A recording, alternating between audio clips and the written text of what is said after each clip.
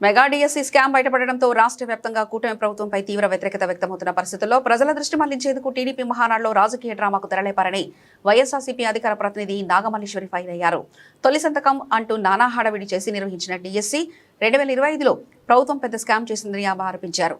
అందుకే అది mega DSC కాదని ఒక దగా డిఎస్సీ అని అభివర్ణించారు.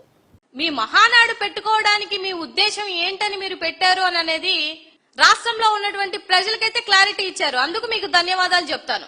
ఎందుకంటే మీరు ఈ 2 సంవత్సరాలు ఉద్ధరించిందేంటి, ఈ 2 సంవత్సరాలు రాష్ట్ర అభివృద్ధి కోసం చేసిందేంటి, ఈ 2 సంవత్సరాలు సంక్షేమం కోసం చేసిందేంటి అది చెప్పట్లేదు ఎక్కడానా. పోనీ రాబో రోజులలో ఏమన్నా చేస్తాము, రాబో రోజుల్లో ఉన్నటువంటి పథకాలు ఇవ్వలేనివి ఏమన్నా ఇస్తాము, మహిళలకి రక్షణ కల్పిస్తాము, ఇలాంటి మాటలు మాట్లాడలేదు.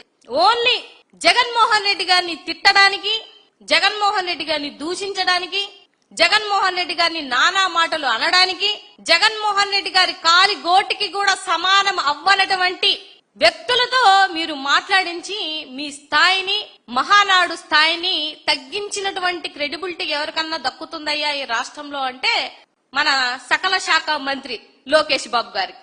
ఇవాళ రాష్ట్రంలో ఉన్నటువంటి ప్రజలందరూ అంటే వాళ్ళంతా అమాయకులు అనుకొని వాళ్ళ చెవులో పూలు పెడదామని చెప్పేసి మీరు మాట్లాడుతున్నటువంటి మాటలన్నీ చాలా హాస్యాస్పదంగా ఉంది. 164 మంది ఎమ్మెల్యేలు ఉన్నప్పటికీ కూడా 1164 సార్లు జగన్మోహన్ రెడ్డి గారు జపం చేస్తున్నారంటే మీరు ఎందుకు మహానాడు పెట్టారు అని అనేది క్లారిటీగా అర్థమైపోయింది. స్త్రీ శక్తి కోసం మాట్లాడుతున్నారు.